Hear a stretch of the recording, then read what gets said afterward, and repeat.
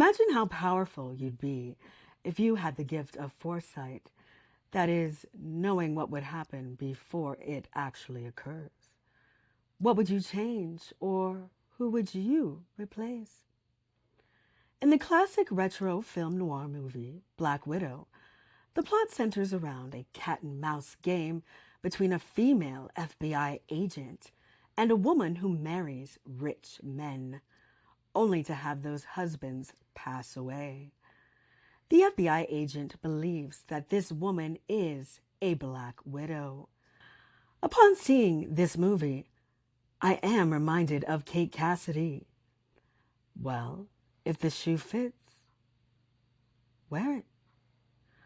Hello, this is Tentacular Thoughts, once again unveiling the hidden connections that have been overlooked. Please hit that subscribe button. Let's work together. I do appreciate it. Also hit that like button. And remember, everything that I say is alleged and only my opinion. Use of copyrighted material is protected, as this video is for educational purposes. So let's crack on with the story. Now, am I saying that Kate Cassidy directly unalived Liam Payne? No, remember, she wasn't there. She made a big point of showing us in extreme detail how she wasn't there. That actually there is an overemphasis on her leaving Argentina, which could reveal that she knew, she had prior knowledge as to what was going to occur to Liam. She knew that the stuff was about to go down and placed so much of an emphasis on the recording of her leaving, and she did that just so she could say, hey, I'm not involved in this incident. I did not commit this horrible action. See, I wasn't there. Therefore, I can classify Kate Cassidy as a Black Widow because of her inaction. She wasn't there, remember? Therefore, I am not accepting or agreeing with the image of her being the sad girlfriend, and I have evidence disputing this sad, dutiful girlfriend narrative. She gave an interview to the Rag, the Sun newspaper, a few days ago. The evidence showing her callous nature is primarily taken from her recent interview. Let's explore. It was one of our best memories. Ugh, gag me with a spoon. Now, I personally don't see any tears. Do you see tears? Comment below or answer my post. Tell me if you see actual tears. I am interested in what you all think, because I personally maintain that there are no tears. According to behavioral analysis, if a person is really, truly crying, you will see tears. Actors know this all too well, whereas good actors can produce tears in a crying scene. Because without the production of tears, crying is not believed. It's considered fake or deemed as fake because anyone can make crying noises. Oh, and look at this. Here I spy Duper's Delight. What is Duper's Delight, you might ask? Well, Duper's Delight is the feeling of excitement or thrill that people experience when they successfully deceive or cheat others. In this photo, we see a clear example of Duper's Delight in the form of the Duper's smile. Look at that smile.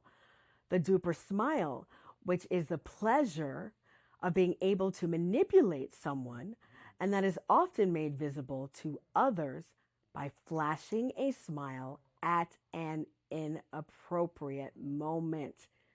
Okay, look at her smile. Yes, this is clearly a smile. We even see smile lines. And she is showing us this smile at an extremely inappropriate time. This is the time when she is allegedly crying over the loss of her boyfriend, soon to be fiance. She is duping the world. These are crocodile tears, family. Crocodile tears. Throughout the interview, which is divided into two parts, she does go on to discuss the funeral.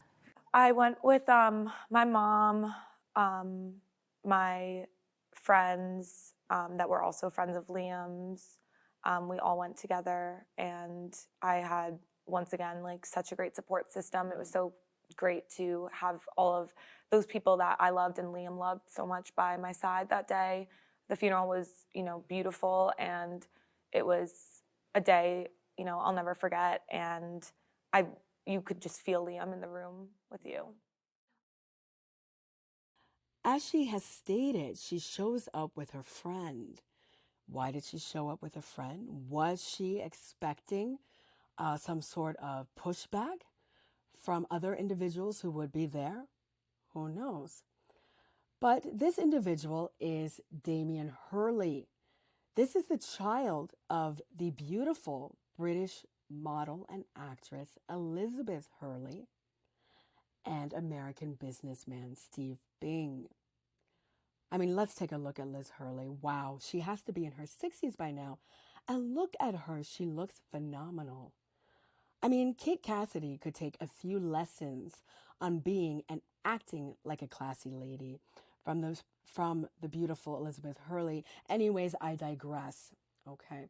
So yes, this is Damien Hurley, and word on the street, or rumor has it, that he was carrying around a photo of Liam and would produce that photo at the funeral, stating that he was a One Direction fan and a fan of Liam. However, it was discovered, or it was revealed, that the photo he was carrying was actually not Liam. So, if this story is true, I guess he was trying to justify his being at the funeral. Because, after all, doesn't it look a little bit awkward? I remember thinking, okay, this looks awkward when I saw her showing up to the funeral with another dude, especially a person who, from all accounts, didn't really know Liam Payne. Her mom is also there, and as she stated, this is probably her mom. Okay, I mean, they do look back at this woman and see, look what happens. We see that Damien has enough class and consideration, and he stops to try and wait for the mother to catch up and join them. But Kate savagely moves on after looking behind. Did you catch that? She looks behind, sees that her mother is there, and keeps walking forward. She leaves her own mother behind. So we can see that she has no problem leaving anyone behind. She is a self-serving person. She also says a few other things that show a genuine lack of love.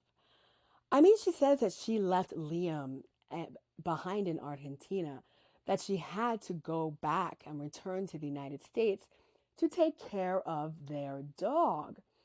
So, right here, she's pretty much saying that the needs of a dog or the needs of a pet, an animal, take priority over the needs of her fiance, her boyfriend, her live-in partner. I mean, my question would have been, well, who's been taking care of the dog thus far?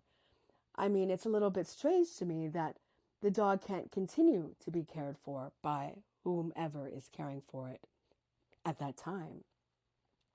Now, remember this, and this is an important detail that we cannot forget. Liam's visa has expired. Okay, he is still in Argentina awaiting clearance, awaiting a visa from the United States Embassy in order to re enter the United States. So Kate Cassidy leaves him behind with the full knowledge that Liam couldn't follow her. Liam could not chase her, even if he wanted to, because he couldn't enter the United States legally. Yes, he is blocked from entering the United States, and she knows this. How tricky. The interviewer also states that she left 4 days before the tragic incident.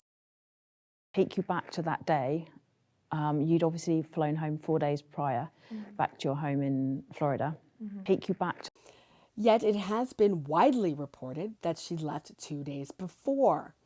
She makes no effort to correct the interviewer. So did she leave 2 or 4 days earlier? This is something that should have been cleared up by this interview. However, this interview just added more questions and apparently they had separate lives. We did have our own separate lives. Like, this wasn't the first time we traveled separately together. We would, quite often here and there in the past. So I never.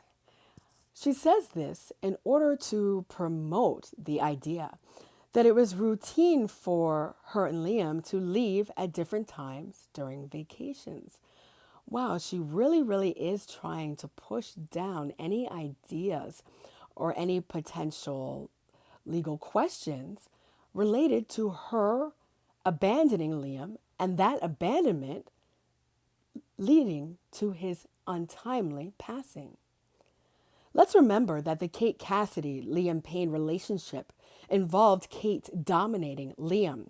He has to do what she wants. Remember this?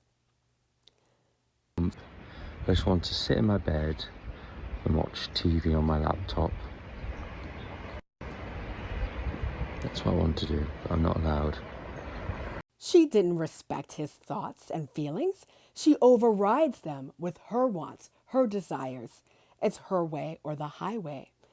Keeping in mind that Kate is being paid by Liam. This is a proven fact, proven in court documents submitted by both Jeff Payne, Liam's father, and Roger Norris. She reportedly had been receiving a monthly stipend of $10,000, and that does not include the shopping sprees and living expenses that Liam did indeed pay for. That was $10,000 per month just for her. That means that in a 2-year period, they were together for approximately 2 years. She made close to $250,000. She is earning a 6-figure salary for being the girlfriend. Wow. Does that sound very loving?